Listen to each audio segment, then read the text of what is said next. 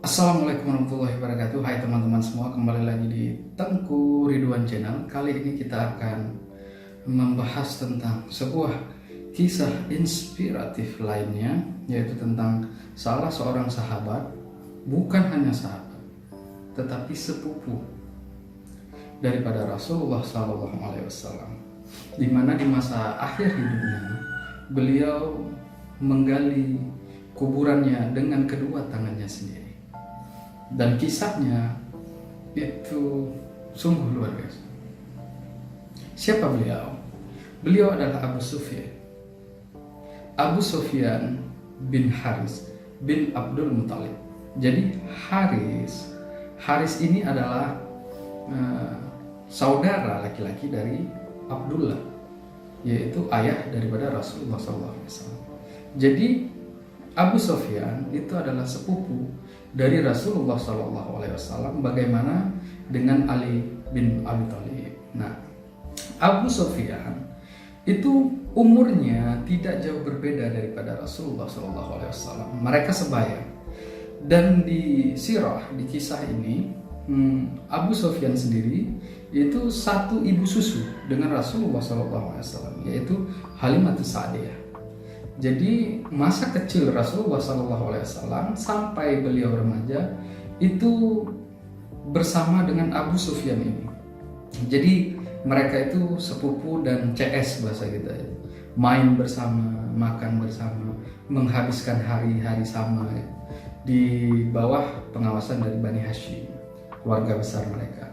Nah, di saat baginda Rasulullah SAW itu mendapat pengesahan ataupun diangkat menjadi nabi dan rasulnya, Rasulullah sempat berpikir bahwasanya Abu Sufyan ini adalah orang yang pertama yang akan mengikutinya, karena dari kecil sampai remaja mereka selalu bersama. Nah, tapi ternyata hal yang sebaliknya terjadi.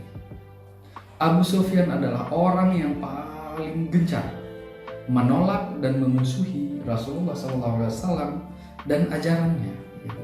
Jadi waktu saat itu di awal-awal itu apabila ditulis di dalam sejarah kesalahan-kesalahan itu yang besar kesalahannya itu Umar bin Khattab dan Abu Sufyan di saat awal-awal Islam itu muncul. Umar itu membantu penyiksaan terhadap hamba-hamba yang masuk Islam. Umar bantu disiksanya gitu. Abu Sufyan orang yang memerangi Rasulullah itu dengan syair, karena dia penyair dan dia juga ahli dalam berkuda. Dan dia juga dari nasab yang bagus. Sama kan nasabnya dengan Rasulullah SAW.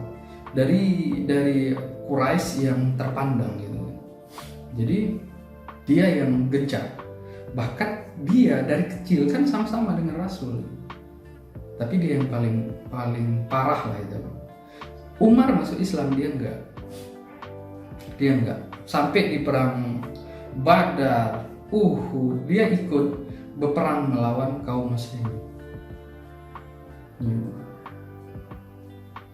Jadi dulunya itu dia itu pentolannya di dalam berperang melawan kaum muslimin. Dan di mana titik baliknya?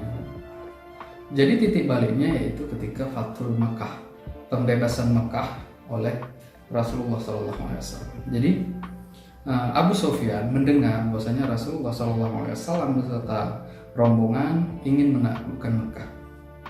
Terus beliau berkata sama istrinya, "Ayo kita pergi ke tempat lain, karena Muhammad mau datang dan menaklukkan Mekah ini. Pastilah kalau kita ketemu, kita pasti akan dibasmi lah sama orang muslimin, karena dia ini pentolan yang gacor waktu itu untuk melawan muslimin." Jadi singkat cerita istrinya bilang, "Kenapa kita harus pergi? Cobalah lihat, semua orang Arab, bahkan orang Ajam waktu itu, suku kan, mereka semua sudah ikut kepada Muhammad," kata istrinya kepada beliau. Jadi kalau seandainya ada orang yang pantas berada di sampingnya, itu adalah engkau. Terdiam kan Abu Sufyan. Masa kecilnya sama-sama. Terus Abu Sufyan berpikir, diam. Dipanggilnya lah Ja'far, anaknya. Terus dipanggilnya lah yang pembantu rumah tangganya lah kan, asisten rumah tangga, untuk menyiapkan unta dan kuda. Jadi beliau pergi sekeluarga untuk mau menjumpai Nabi Muhammad SAW yang saat itu sedang melakukan perjalanan ke Mekah untuk Fathul Mekah, penaklukan Mekah. Jadi sampailah di daerah Abu'a. Jadi sampai di sana dia ketemu kan dengan barisan awal, barisan yang pasukan paling depan. Ketemu, dia ngambil jalan sampingnya lah, supaya jangan berhadapan. Karena dia tahu ini kalau kau orang muslimin tahu dia, selesai. Karena dia pentolan gitu. Jadi selesai deh. Jadi dia memutuskan untuk menyamar. Jadi dia tutup, tinggal kelihatan matanya saja gitu. Masuk dia ke dalam pasukan muslimin dengan bawa anaknya. Jadi orang kan nggak curiga ya. Sampailah dia jumpa dengan rombongan Rasulullah. Jadi rombongan Rasulullah sampai dia datang, didekatinya rombongan Rasulullah, dan dia buka penutup wajahnya, dia buka, dan Rasulullah SAW mengenalinya dan memalingkan wajah dari dia. Jadi dipalingkan sama Rasulullah wajahnya. Terus dia nggak menyerah, dia jumpai lagi dari sisi yang lainnya. Jadi dia kejar tatapan Rasulullah, dan Rasulullah memalingkan lagi wajahnya, nggak mau nengok dia. Semakin besarnya apa yang dia lakukan terhadap kaum muslimin, jadi nggak mau noleh ke dia, nggak mau nengok ke dia. Terus dia ikuti lagi, ditoleh lagi sama Rasulullah, dipalingkan lagi sama Rasulullah. Sampai waktu itu kan yang di dekat situ ada Abu Bakar. Terus dia jumpain Abu Bakar, ya Abu Bakar gitu. Abis itu Abu Bakar noleh juga gitu. Abis itu ada Umar kan di sampingnya. Dibilangnya ke Umar gitu. Karena kan ini kan kawan waktu di Mekah itu kan kawan. Umar, Abu Bakar kan tahu dia, dan dia tahu Umar. Nah ini lebih jauh lagi dia palingkan. Kalau Abu Bakar gini, dia kayak gini kan, makin jauh dibuangnya wajahnya, nggak mau nengok si Abu Sufyan ini. Terus Abu Sufyan, Umar pada waktu itu sambil paling, didorongnya lah ada salah satu orang Ansor ya. Ansor kan nggak tahu dia, nggak tahu bagaimana kehidupannya di Mekah. Jadi karena dia Ansor, orang Madinah. Jadi dibilangnya, wahai musuh Allah, orang yang telah memusuhi Nabi dan memusuhi kaum muslimin, celakalah engkau. Dan di situ dia dicela, dan sama yang lain juga ikut dicela gitu. Bahkan ada yang memperolok-olok dia. Terus dia tengok sekelilingnya dan dia dekati Abbas, pamannya, dan juga paman Rasulullah. Wahai pamanku, katanya. Dia ke Abbas. Tolonglah, bujuklah itu istilah kita sekarang, Rasulullah SAW untuk menerimaku, katanya, dan memaafkanku, katanya. Terus Abbas bilang, untuk saat ini tidak sepatah kata pun yang akan kukatakan kepada Rasulullah, katanya. Kecuali di waktu yang lain. Jadi karena kata Abbas, beliau sangat menghormati Rasulullah SAW dan segan kepadanya. Jadi di saat Rasulullah berpalingkan mukanya itu, Abbas nggak berani mendekati. Berarti ini Rasul lagi keadaannya kurang menerima si Abu Sufyan ini. Terus Abu Sufyan nggak menyerah. Didatanginya lah Ali bin Abi Thalib. Wahai sepupuku, kan sepupunya ini Ali bin Abi Thalib. Nah, Ali bin Abi Thalib menjawab sama seperti Abbas. Dia nggak berani untuk ngomong ke Rasulullah kecuali di lain kesempatan gitu. Nah, jadi balik lagi dia ke Abbas. Dia bilangnya, kalaulah paman nggak bisa mengatakan ini permohonan maafku kepada Rasulullah, maka lindungilah aku dari orang-orang Madinah yang memperolok-olokku gitu. Siapa, kata Abbas. Disebutkanlah orangnya begini-begini, namanya Nuaiman. Nah, si Nuaiman rupanya kan, yang ngolok-ngolok dia. Terus dipanggillah Nuaiman sama si Abbas, dibilang sama Abbas, ya Nuaiman, sesungguhnya dia ini adalah Abu Sufyan, keponakanku dan juga sepupu daripada Rasulullah SAW. Mungkin di saat ini Rasulullah SAW belum memaafkannya, tetapi di lain kesempatan mungkin Rasulullah SAW akan memaafkannya dan meridainya. Nah, di situ di saat tahu bahwanya ini adalah sepupu Rasulullah SAW, Nuaiman mengatakan, oke, iya, katanya, aku tidak akan mencelanya lagi, kata Nuaiman. Jadi Nuaiman nggak tahu dia kan, dia orang Madinah. Umar yang iniin dia kan, Umar tahu, Abu Bakar pun tahu siapa Abu Sufyan. Makanya mereka cuma gitu aja, nggak jawab sepatah dua patah kata pun, cuma memalingkan seperti Rasulullah memalingkan wajahnya gitu. Nah, apa yang dilakukan Abu Sufyan, dia tidak menyerah sampai di situ.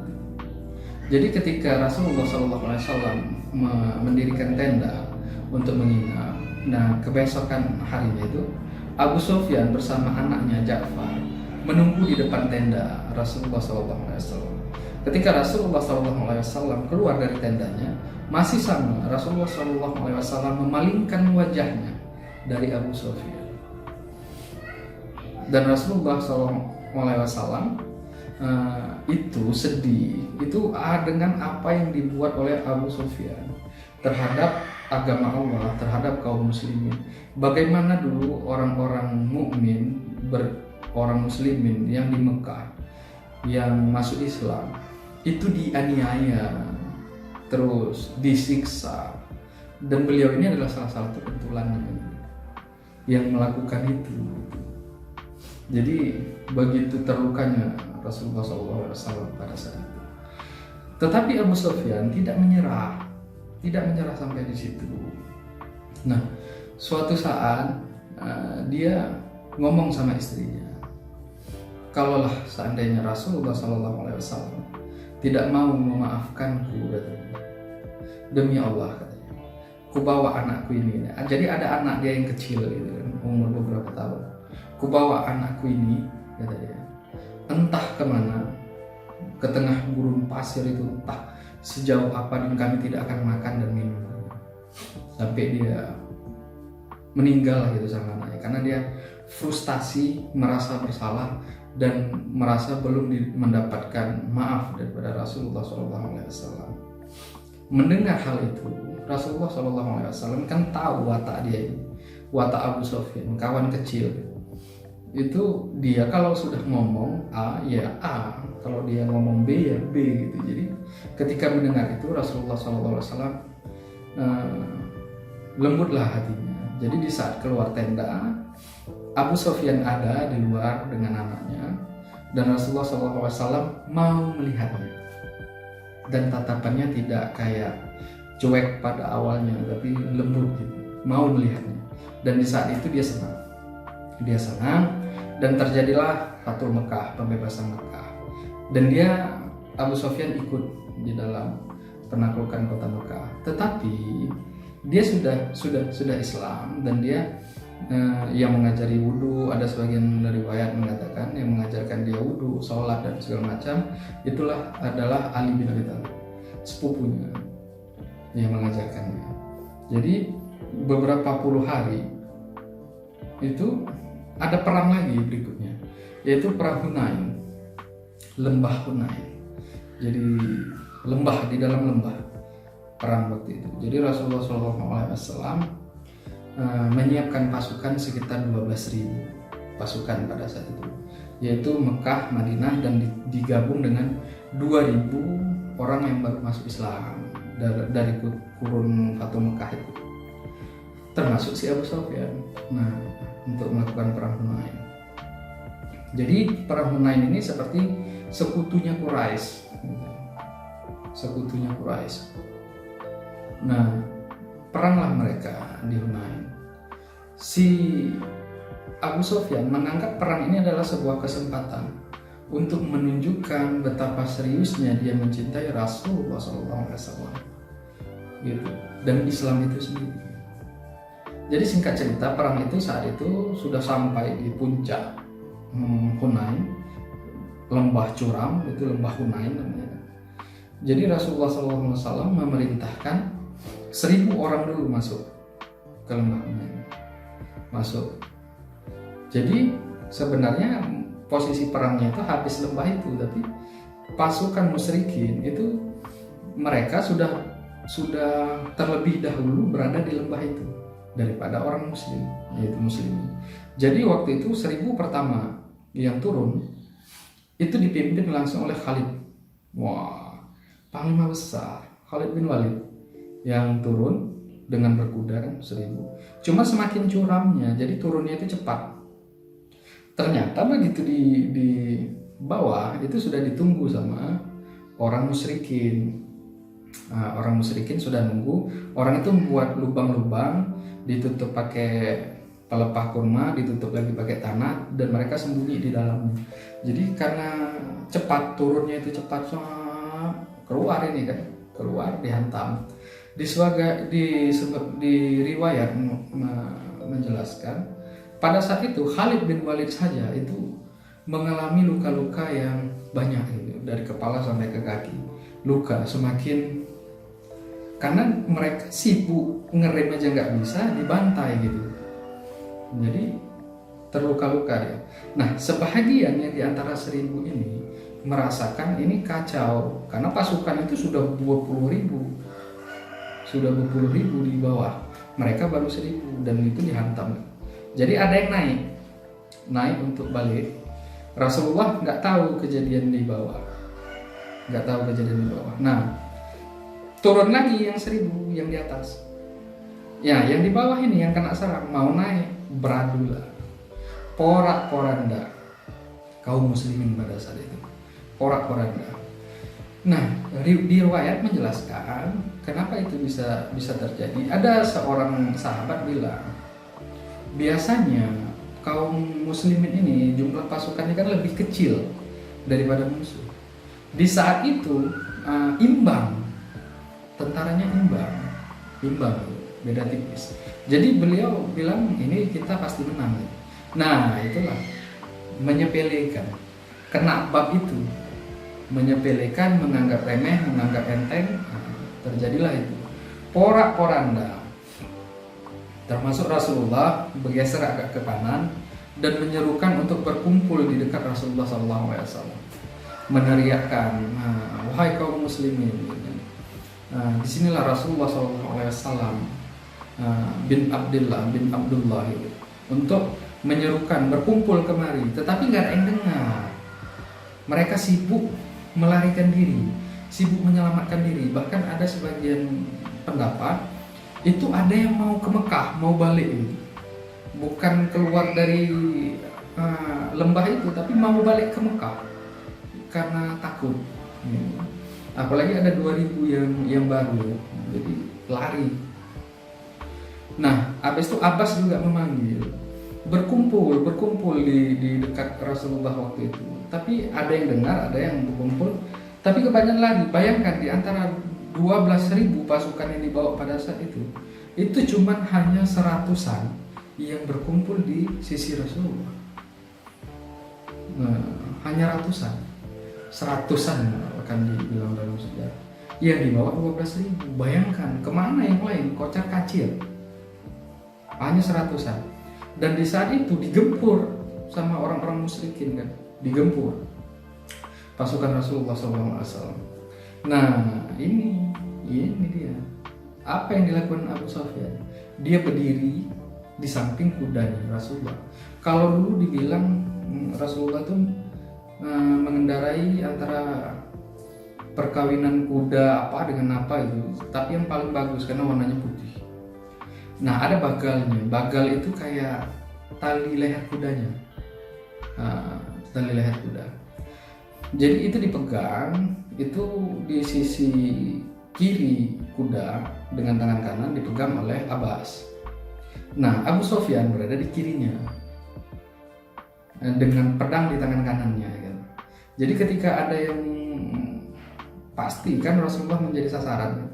Nah, disitulah Abu Sufyan itu menunjukkan keperkasaannya. Bahkan dia bilang, demi Allah, katanya, Allah lah yang tahu niatku pada saat itu adalah untuk syahid.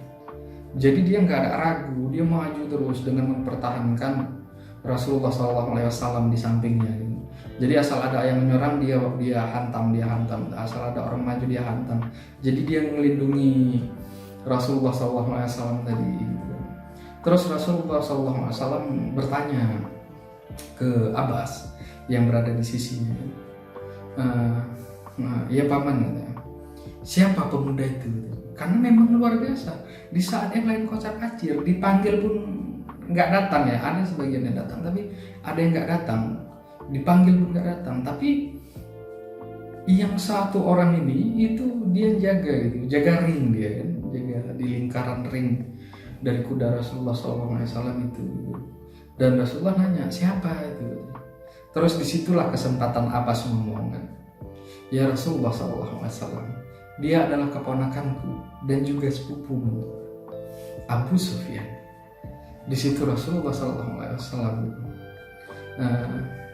aku telah memaafkannya dan semoga Allah mengampuni apa yang telah dibuatnya di masa lalu tentang permusuhan terhadap Islam. Mendengar itu, Abu Sufyan senangnya bukan main, dan dia karena dia berada di sisi kuda itu kan, dia cium kaki Rasulullah SAW dengan berurai air mata. Terus Rasulullah SAW mengatakan, demi Allah, majulah, kata Rasul pada saat itu ke kaum musyrikin kan. Riwayat menjelaskan Abu Sufyan ketika dibilang Rasulullah SAW majulah, itu bagaikan terbang dia. Karena selama ini kan yang dia cari itu kan maaf daripada Rasulullah SAW. Itu maju dia, jadi kaum musyrikin yang berbaris-baris itu dibelahnya dan masuk orang-orang kaum muslimin di belakangnya, sehingga terpukullah strategi daripada kaum musyrikin. Ketika strategi mereka pecah, mereka mundur dan menanglah kaum muslimin di saat itu. Dan Abu Sufyan adalah orang yang paling bahagia di saat itu, karena beliau berada di sisi Rasulullah SAW dan Rasulullah memaafkannya. Dan setelah kejadian itu ada sebuah kisah lagi di mana Abu Sufyan ini melakukan taubat yang luar biasa gitu. Jadi dia masuk masjid Nabawi. Rasulullah SAW bertanya kepada Aisyah, ya Aisyah, lihat itu, lihat si yang baru masuk masjid itu masuk masjid, lihat itu. Kau tahu siapa dia? Kata Rasulullah. Dibilang sama Aisyah, enggak ya Rasulullah. Terus Rasulullah SAW mengatakan, dia adalah Abu Sufyan bin Haris, dia adalah sepupuku, katanya. Lihat, dia datang pertama dan pulang yang terakhir. Dan ketika berjalan, dia selalu melihat tali sendalnya. Ya Allah, bayangkan, dia datang pertama ke masjid, keluarnya paling terakhir, dan dia jalan selalu menunduk, nengok tali sendalnya. Karena beliau, kata Abbas, yang menyurahkan kan ini Abbas, paman Nabi, Abu Sufyan itu merasa malu terhadap apa yang telah dia lakukan pada zaman dahulu, pada zaman jahiliyah. Jadi dia itu selalu menundukkan kepalanya terhadap, jangankan nengok Nabi, nengok Rasulullah SAW, malu dia. Sama yang sahabat-sahabat lain pun dia malu, jadi dia selalu menundukkan kepalanya. Kalau jalan pun dia menundukkan kepalanya. Dia nengok tali sendalnya. Semakin malunya dia. Tapi dia ibadahnya nggak tanggung-tanggung. Nah, singkat cerita, wafatlah Rasulullah SAW, dan beliau juga orang yang seperti terkena pukulan, kehilangan gitu. Beliau pada saat itu, dan beliau meninggal itu di zaman Khalifah Umar bin Khattab. Dan sebagian riwayat menjelaskan beliau meninggal selesai melaksanakan haji. Beliau meninggal.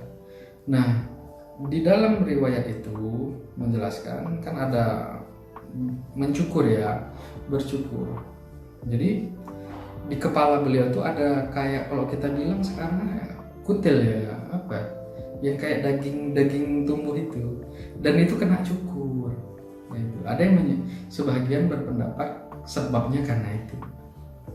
Tetapi ada feeling bagi orang mukmin, dia tahu ketika dia mau meninggalkan dunia.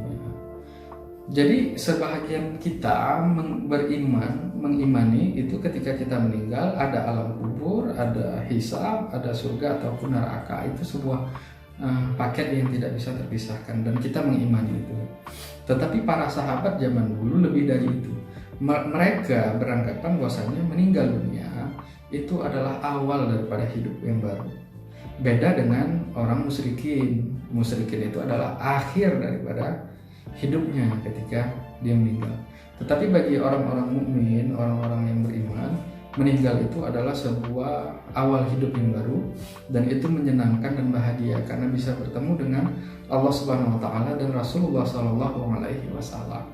Jadi mereka itu kalau ketemu dengan orang yang sudah mau meninggal, dia bilang, "Wah, kau akan dapat sebuah kabar gembira gitu, bahwasanya meninggal dunia." Gitulah kalau kita bilang, wah ini kayaknya udah nggak lama lagi nih, kita beranggapan negatif kan. Tapi kalau para sahabat merespon hal itu dengan positif. Wah, kau akan ketemu dengan Allah Subhanahu wa taala dan Rasulullah SAW. Sesuatu yang mereka rindukan. Sesuatu di mana orang-orang yang beriman merindukan hal itu. Nah, begini juga dengan yang dirasakan oleh Abu Sufyan. Dia senang, dia galilah kuburnya sendiri. Jadi dia gali kuburannya sendiri, dia yang buat sendiri kuburannya. Dialah yang mempersiapkan kematiannya pada saat itu. Dan dia memanggil istrinya, anaknya, dan mengatakan, kalian jangan sedih, jangan kalian tangisi, karena semenjak aku masuk Islam tidak ada sebuah kesalahan yang aku lakukan. Maksudnya nggak ada dosa yang dia buat setelah dia masuk Islam. Jadi tenang aja, kata dia. Nggak ada yang perlu kalian tangisi. Bahkan hal ini adalah suatu yang membahagiakan, di mana dia bisa berjumpa dengan Allah Subhanahu wa taala dan Rasulullah Shallallahu alaihi wasallam. Nah, itu dia. Jadi inilah sebuah kisah di mana sebesar apapun kesalahan yang telah kita lakukan di masa lalu, ketika kita bertobat nasuha, bertobat sungguh-sungguh dan berbalik arah, insya Allah pengampunan Allah begitu luar biasa, begitu besar kepada kita. Yang penting kita melakukan taubat nasuha. Jangan minder, nggak mungkin, aku sudah separah ini, enggak. Tapi buktikanlah keseriusan di dalam kita bertobat itu. Buktikan cintamu kepada Rasulullah SAW dan Allah Subhanahu wa taala. Gitu. Seperti yang dilakukan oleh Abu Sufyan. Bagaimana besarnya yang dia lakukan dulu sehingga Rasulullah SAW memalingkan wajahnya. Di dalam kisah cuma dua hal yang membuat Rasulullah SAW seperti ini. Yang pertama kejadian ini dengan Abu Sufyan. Yang kedua dengan Wasbi, yaitu dengan orang yang telah membunuh paman Rasulullah SAW, Hamzah, di dalam perang Uhud. Jadi ketika itu Wasbi ini melemparkan tombaknya dan mengenai paman Rasulullah SAW. Dan ketika beliau masuk Islam, Rasulullah SAW memalingkan wajahnya dan mengatakan kepada si Wasbi ini untuk tidak menampakkan dirinya di depan Rasulullah SAW. Karena ketika dia melihatnya, dia akan ingat pamannya dan sedihnya luar biasa. Dan yang kedua kejadiannya dengan Abu Sufyan ini, ketika Rasulullah SAW memalingkan wajahnya. Jadi begitu pedihnya, begitu tersakitinya Rasulullah dengan perbuatan si Abu Sufyan ini. Tetapi di akhirnya beliau mendapatkan maaf dan mendapatkan pengampunan dari Allah Subhanahu wa taala. Dan bahkan di satu sisi Rasulullah SAW pernah menyanjungnya bahwasanya Abu Sufyan adalah penerus ataupun pengganti daripada Hamzah. paman Nabi. Gitu. Subhanallah. Dan semoga kisah ini menjadi inspirasi buat kita semua dan bisa membuat kita menjadi lebih baik lagi. Saya akhiri dengan wabillahi taufiq wal hidayah. Assalamualaikum warahmatullahi wabarakatuh.